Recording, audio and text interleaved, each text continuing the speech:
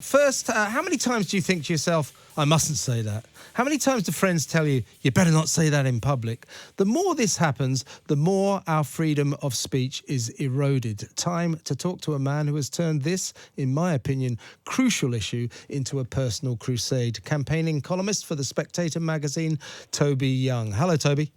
Hi, good morning, Kevin. I agree with you. I mean, all around us, there are dark forces circling to stamp down on our right to express our opinions, to say what we believe. And to combat this alarming erosion of our liberty, you formed the Free Speech Union. Tell us why and what that's for.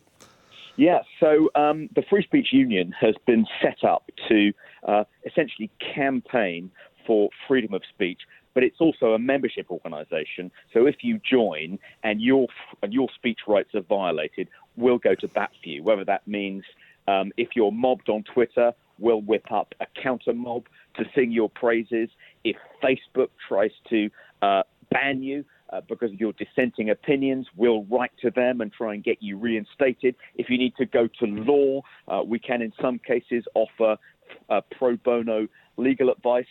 So we're doing whatever we can, both to protect free speech in the country, but also to protect the speech rights of our members. And it's more and more important, I think, that we address this issue.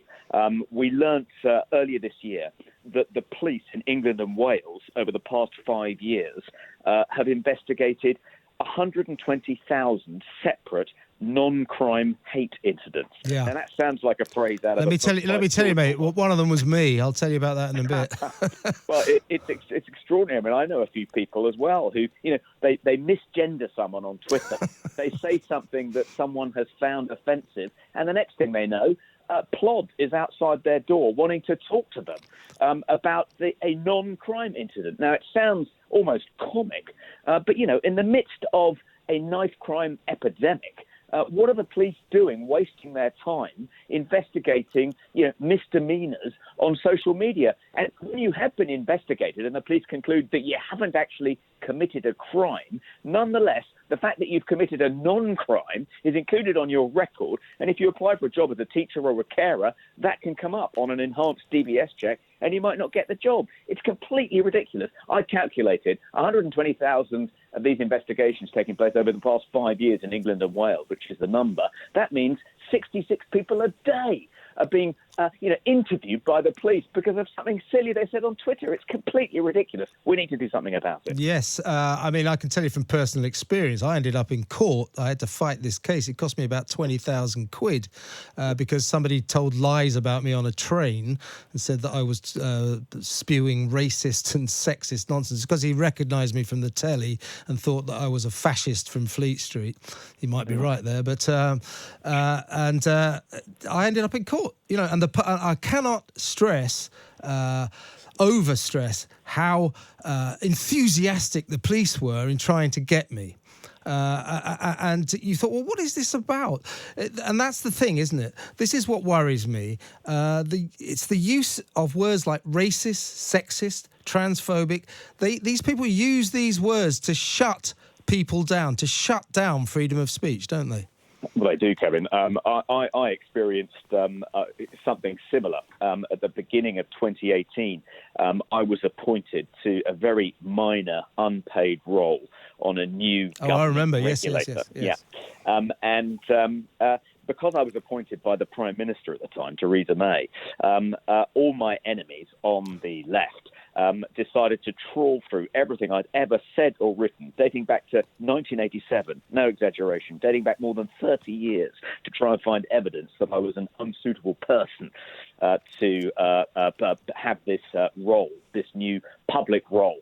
And it didn't take them long because I've been a journalist like you for more than 30 years. I've said some provocative things. They started digging this stuff up, these offence archaeologists. And within a week, Kevin, I had, a Guardian journalist permanently stationed outside my front door. I would have brought him Nobody wants that. Yeah, I know. I thought about bringing him a cup of tea, but I'd run out of almond milk, so that's obviously out of the question. But it was. I had a petition demanding that I be fired on change.org got 220,000 signatures. My suitability for the role was debated in Parliament. It became too much. My daughter ended up refusing to go to school. So I stepped down from this very minor position, thought that'll draw a line under it. But no, that was like throwing a hunk of raw meat to a shoal of piranha fish. They then went into a kind of blood-crazed frenzy, and I had to step down from 5 other positions, including my full-time job. So I was well and truly cancelled. And it was all this sort of nonsense about, I was a misogynist because I'd once tweeted about a celebrity's boobs. It was just the kind of thing you and I might say in the pub on a Saturday night. Exactly. Suddenly made me, beyond the pale, unfit to participate in public life. So, one of the reasons for setting up this organisation is to defend people who that kind of thing has happened to.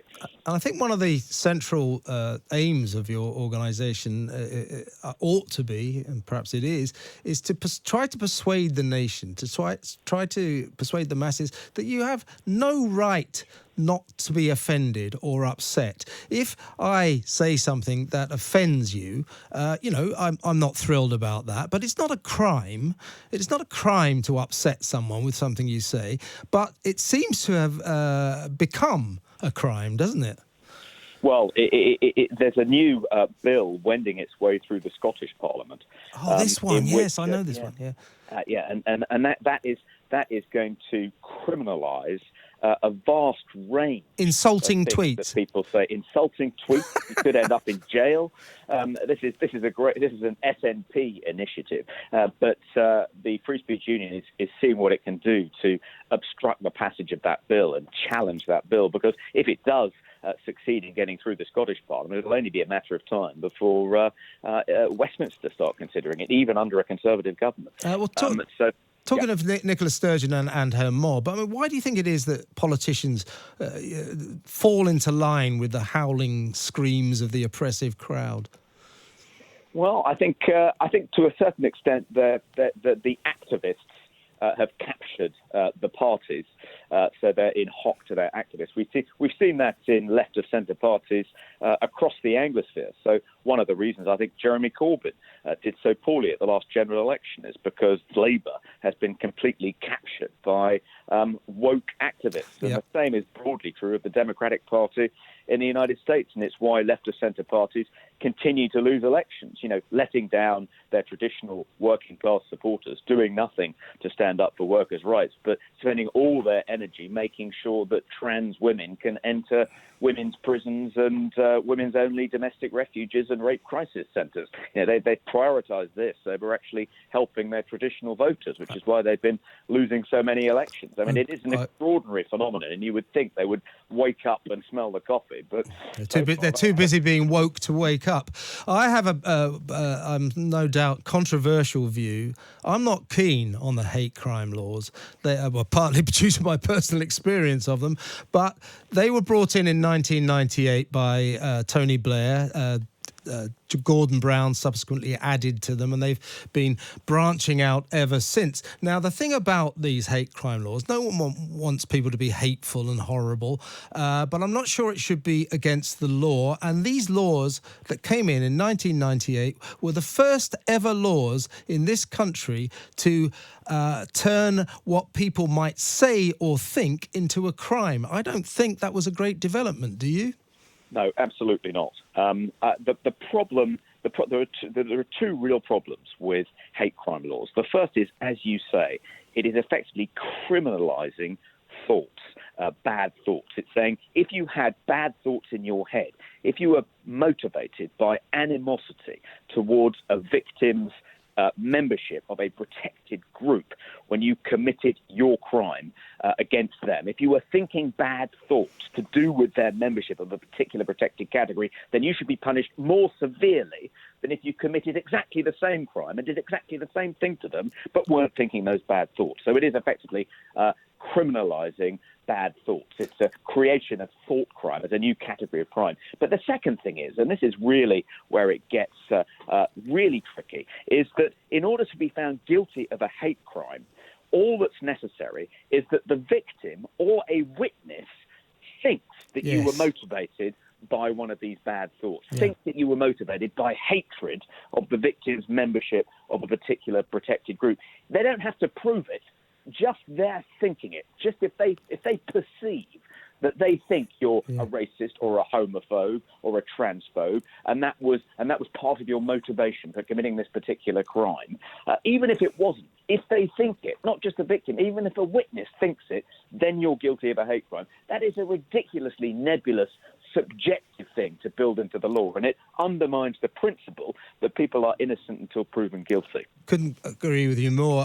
Just before you go, Tony, I felt that before coronavirus, which of course has overshadowed everything, that you and your excellent campaign and the people generally, there was a mood that I think the country was rising up against this woke oppression, was rising up against being told what you can think or see, and that there was a head of steam going on.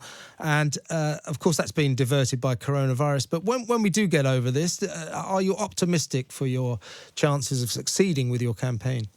Well, as you say, Kevin, I was optimistic, but the lockdown appears to have empowered all the petty martinets across the country, all the little authoritarians. I mean, one thing I learned yesterday is that the police in England alone, I think, have received over 200,000 phone calls from wannabe members of the Stasi ringing up these hotlines the police have set up to report on their neighbours for not complying with all the rules, which is really alarming. And, lots of people have been kicked off Facebook for dissenting from the official orthodoxy about coronavirus. We saw Ofcom censure ITV because Eamon Holmes had the temerity to suggest that we ought to at least publicly discuss whether there's a connection between 5G masks and coronavirus. He said he didn't think there was, and, not many people do. I certainly don't. But nonetheless, he shouldn't have been reprimanded for Ofcom merely for suggesting